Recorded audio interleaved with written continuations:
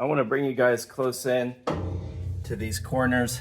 I still wasn't able to get any of that with the sanding, so I have been working for quite some time now to just get a abrasive media system in place. And so this is what I have: Harbor Freight blaster.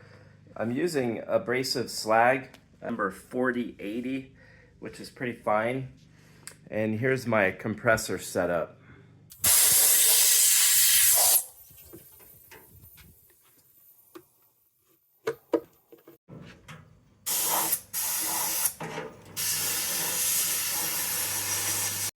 All right, well, that was interesting.